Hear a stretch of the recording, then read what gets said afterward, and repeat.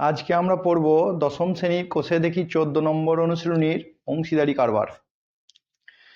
এইখানে 9, 10, 11 এই তিনটে অঙ্ক টাইপ সেম, তাই 10 নম্বর অঙ্কটা আজকে পড়ব, বুঝবো যে ব্যাপারটা কি হচ্ছে। 10 নম্বর অঙ্কটা বইয়ের দেওয়া আছে যে নিয়ামত চাচা আর কাবেরী দিদি দুজনে মিলে একটা ব্যবসা শুরু করছে, ঠিক আছে। দিয়ে ব্যবসা শুরু করছে, নিয়ামত চাচা দিচ্ছে 30,000 টাকা। ভালো করে খেয়াল করো, নিয়ামত চাচা দিচ্ছে 30,000 টাকা আর কাবেরী দিদি দিচ্ছে 50,000 টাকা। দিয়ে এইটা দিয়ে ব্যবসাটা কি করছে, এরা দুজনে শুরু করছে। শুরু করার পর ব্যবসাটা 1 বছর পর লভ্যাংশ হচ্ছে কত, 19,000 টাকা, ঠিক আছে, বছরের শেষে। কিন্তু এখানে একটাই আছে যে ব্যবসা শুরু করার 6 মাস পরে নিয়ামত চাচা 40,000 টাকা বেশি জমা দিচ্ছে বাড়তি, আর কাবেরী দিদি ব্যক্তিগত প্রয়োজনে কি হচ্ছে 6 মাস পর 10,000 টাকা তুলে নিচ্ছে। এ জমা দিয়েছে সেজন্য প্লাস দিয়েছি, আর এ তুলে নিচ্ছে সেজন্য মাইনাস দিয়েছি, ঠিক আছে। দিয়ে এই যে বছরের শেষে 19,000 টাকা লাভ হলো, তাহলে কে কত টাকা করে লভ্যাংশের ভাগ পাবে সেটা হলো অঙ্ক, ঠিক আছে। এবার দেখি, এখানে প্রথমে নিয়ামত চাচা করবো। নিয়ামত চাচা প্রথমে কি 30,000 টাকা জমা দিয়েছে কত, 12 মাসের জন্য। তাহলে নিয়ামত চাচা 30,000 টাকা 12 মাসের জন্য খাটছে, তাহলে প্রত্যেক 12 মাস অন্তর 30,000 করে জমা পড়ে গেল, 6 মাসেও 30,000 পড়ে গেল।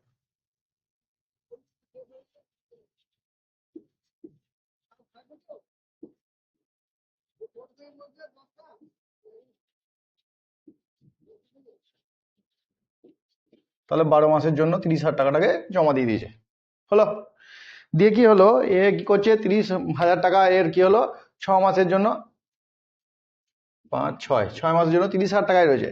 কিন্তু 6 মাস পর থেকে ও আরো 40,000 টাকা করে জমা দিচ্ছে, মানে এখানে আরো ওর 40,000 টাকা করে জমা হলো। ওগুলো সবই কালো কালিতে লিখি, বুঝতে সুবিধা হবে। তাহলে কি হলো, আরো 40,000 টাকা করে জমা দিয়ে দিল। তাহলে এই 40,000 টাকাটা 6 মাস পর থেকে প্রত্যেক মাসের জন্য যোগ হয়ে গেল।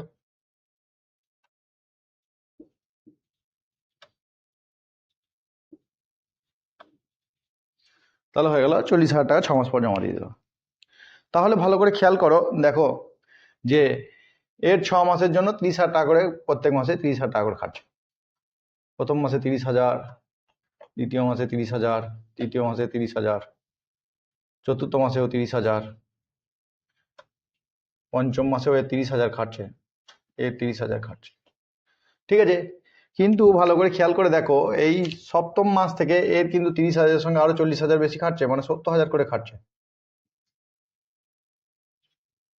আর এরও 70,000 করে খাটছে, আর এরও এই 10 মাসেও 70,000 খাটছে,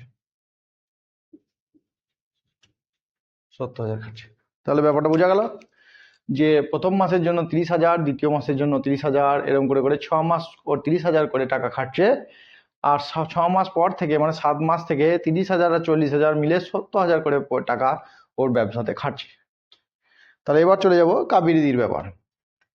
কাবেরীদির ক্ষেত্রে ভালো করে খেয়াল করে দেখো, কাবেরীদি 50,000 টাকা করে প্রত্যেক মাসে জমা দিয়েছে, প্রত্যেক মাসে জমা দিয়েছে বলছি, 50,000 টাকাও ব্যবসা শুরুতে জমা দিয়েছে, মানে প্রত্যেক মাসের জন্য 50,000 টাকা করে খাটছে।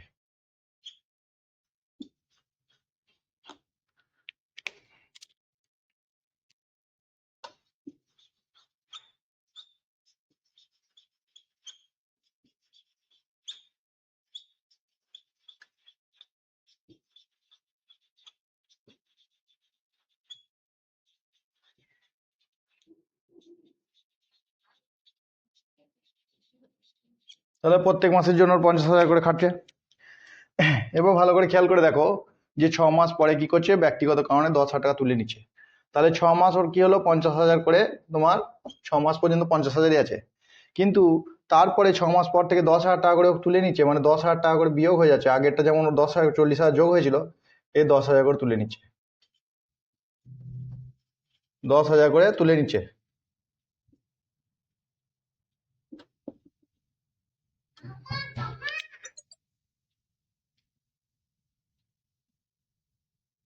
তাহলে আমরা কি দেখলাম যে কাবেরীদির ক্ষেত্রে প্রথম মাসে 50,000, দ্বিতীয় মাসে 50,000, এরকম করে 6 মাস 50,000 করে টাকা খাটছে। তার মানে লিখে দিচ্ছি 50,000 করে, তাহলে প্রথম মাসে 50,000 খাটছে কাবেরীদির। আবার দ্বিতীয় মাসেও 50,000, তৃতীয় মাসেও 50,000, এরকম করে 6 মাসই ওর 50,000 টাকা করে খাটছে। অসুবিধা নেই। কিন্তু ভালো করে খেয়াল করে দেখো, এই 5 মাসের পর থেকে ও 10,000 টাকা করে তুলে নিয়েছে, তাহলে এখন খাটছে ওর 40,000 করে। 40,000 করে খাটছে।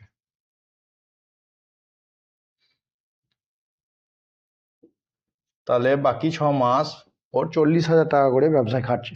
ঠিক আছে, এবার বছরের শেষে লাভ হয়েছে কত? এই টাকাটা, এই টাকাটা এবার ওদেরকে ভাগ করে দিতে হবে। ভাগ করব কি করে? এই অংশীদারি কারবারে সব সময় ভাগ কি হয়? মূলধনের অনুপাতে ভাগ হয়। তাহলে এইটা একটু মুছে দিই, নাহলে অসুবিধা হবে। এটা মুছে দিলাম, মূলধন অনুপাত। এবার মূলধন দুজনের মূলধনের অনুপাতটা বার করব। তাহলে প্রথমে মূলধনের অনুপাত এদের দুজনের বার করব। তাহলে ভালো করে খেয়াল করো যে নিয়ামত চাচার 1 মাসের জন্য মূলধন কত খাটছে, টোটাল বার করো। মূলধন খাটছে টোটাল, বা এটা না লিখতে পারি যে নিয়ামত চাচার মোট মূলধন খাটছে, মূলধন খাটছে মোট। নিয়ামত চাচার 1 মাসের জন্য লিখলে অসুবিধা নেই, ওটা বইয়ে লিখছে দেখছি। মোট মূলধন খাটছে, কত টাকা খাটছে ভালো করে বার করি। তাহলে এটা কত টাকা খাটছে? তাহলে মোট মূলধন খাটছে দেখবো। দেখো ভালো করে খেয়াল করে যে 30,000 করে খেটেছে কয়? 1, 2, 3, 4, 5, 6 মাসের জন্য। তাহলে 30,000 গণিত 6 হয়ে গেল। আর বাকি 6 মাসের জন্য কত খাটছে? 70,000 করে। তাহলে 70,000 গণিত 6, এত টাকা মূলধন ওর মোট খাটছে। এইটাকে বাংলায় আরো ভালো করে বললে, অর্থাৎ 12 মাসের যে লভ্যাংশটা হলো, সেই লভ্যাংশটাকে 1 মাসে পেতে হলে যে মূলধন খাটছে সেটা হলো এই টাকাটা হলো। আর কাবেরী দিদির দেখি, কাবেরী দিদির মোট মূলধন খাটছে। ঠিক আছে, বা লিখবে যে 12 মাসে যে লভ্যাংশ পাচ্ছে সেটা 1 মাসে পেতে হলে যে লভ্যাংশ খাটে তার পরিমাণ বলে লিখবে। তো লেখার পর কত বেরিয়েছে দেখবো এবার। কাবেরী দেখো 6 মাস খাটছে 50,000 করে, তাহলে 50,000 গণিত 6 হয়ে গেল, প্লাস 40,000 টাকা করে খাটছে কত মাসের জন্য? 6 মাসের জন্য। তাহলে কাবেরী দিদির মূলধন হয়ে গেল এই গোটা টাকাটা। কোনো অসুবিধা আছে বুঝতে? তাহলে দুজনের মূলধন বেরিয়ে গেল। তাহলে মূলধনের অনুপাত বার করে দিলি, আমার কি লভ্যাংশটাকে সেই মূলধনের অনুপাতে ভাগ করে দেবো। ঠিক আছে, তাহলে ভালো করে খেয়াল করে দেখো এর মূলধন কত হচ্ছে। এইটা ক্যালকুলেশন করে বেরোচ্ছে তোমার 60,000, 60,000 নয় 6 লক্ষ। আর এইটা বেরোচ্ছে তোমার 5, 4, 4টা শূন্য, এই টাকাটা।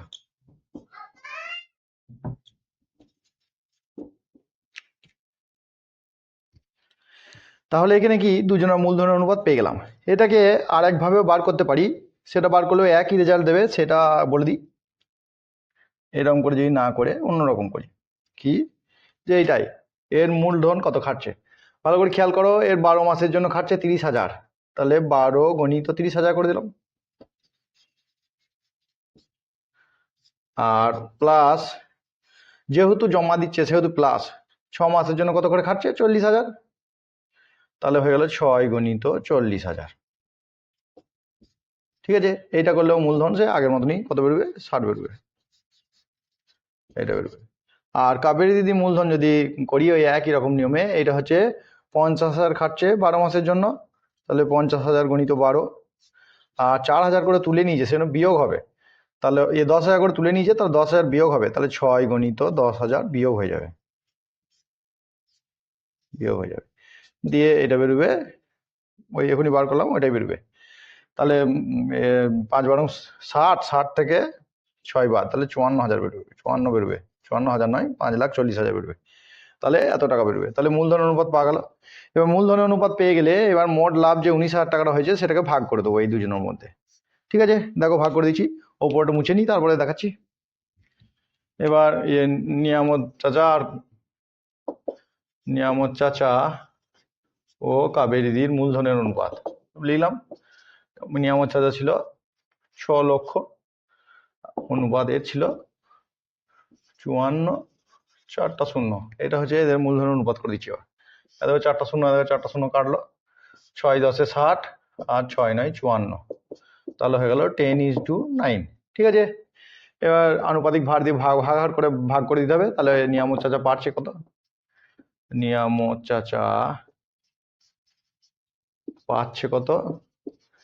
নিয়ামত চাচা পাচ্ছে 10 আর 10 + 9। ঠিক আছে, মূলধন অনুপাত করছি, অনুপাতে আনুপাতিক ভাগ বার করলাম 10 আর 10 + 9 মানে 19, আর মোট লাভ তাহলে 19,000।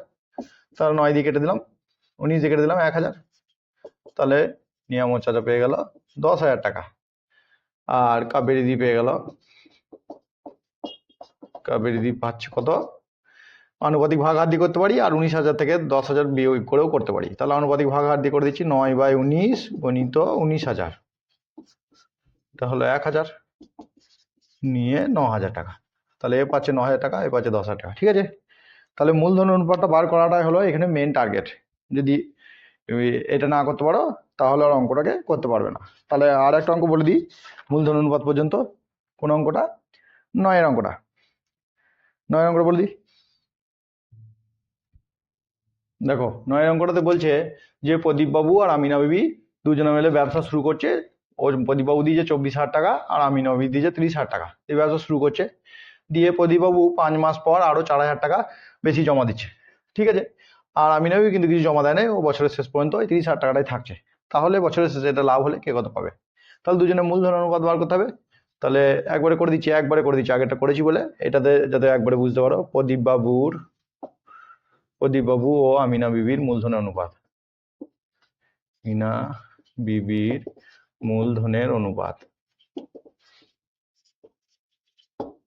কত হবে খেয়াল করি। দেখো প্রদীপবাবুর কি হচ্ছে 24,000 টাকা খাচ্ছে, কত জন 24,000 টাকা কত দিনের জন্য খাচ্ছে? 24,000 টাকা খাচ্ছে তোমার 5 মাসের জন্য, কারণ 5 মাস পরেও বাড়িছে। ঠিক আছে, আর বাকি যে 7 মাস রয়েছে সেই 7 মাসের জন্য খাচ্ছে কত টাকা? 24,000 4 28,000 টাকা। হয়ে গেল, বুঝা গেল? তাহলে এটা হয়ে গেল ওর মূলধন। আর আমিনা বিবির কত খাচ্ছে? 30,000 টাকাটাই খাচ্ছে কত? 12 মাসের জন্য, ও কিছু জমা দেয়নি বা তুলে নেয়নি, তাই 12,000 বলছি 12 গণিত 30,000। ঠিক আছে, তাহলে এটা ক্যালকুলেশন করে বার করলে দুজনের মূলধনের অনুপাত বেরিয়ে যাবে। মূলধনের অনুপাত থেকে আনুপাতিক ভাগাহার করবে, এই অঙ্কটা হয়ে যাবে। আশা করছি বোঝা গেল। আর এটাকে যদি অন্য নিয়মে আগে যেটা করেছিলাম সেই নিয়মটাই করতাম, তাহলে কি হতো? এই আমিনা বিবিটা একই থাকছে, 12 মাসে 30,000 টাকাই খাচ্ছে ওর, এটা পাল্টাচ্ছে না। কিন্তু এর কি হচ্ছে, এর 24,000 টাকা কত টাকা? 24,000 খাচ্ছে 12 মাসের জন্য, ভাববো। তাহলে 24,000 খাটলো 12 মাসের জন্য, আর 4,000 টাকা কত জন্য খাটলো? 7 মাসের জন্য। এটা যদি করে দাও তাহলেও সেম রেজাল্ট। তাহলে এখানে সেকেন্ড প্রসেস, আর এটা ফার্স্ট প্রসেস। যেটা করবে সেটাতেই হবে, তোমাদের যেটা সুবিধা লাগে সেটাই হবে। কিন্তু অঙ্কটা করার সময় বইয়ে দেখবে কেমন করে করা রয়েছে, সেরকম ভাবে করবে। আমি বুঝিয়ে দিলাম, ওই ছক ফক এঁকে করার কিছু দরকার নেই, ছকগুলো আমি বোঝানোর জন্য করেছিলাম। কিন্তু তারপর থেকে যে অঙ্কগুলো করছিলাম যে এর মূলধন অনুপাত বার করার পর যেরকম করে সেরকম করে করবে। আশা করি অঙ্কটা বোঝা গিয়েছে। ভালো লেগে থাকলে তোমরা চ্যানেল সাবস্ক্রাইব করে রাখো আর লাইক করো, আর কোনো অসুবিধা থাকলে কমেন্টে জানাও, তাহলে নেক্সট টাইম ওটা আবার জানানোর চেষ্টা করব। ভালো থেকো।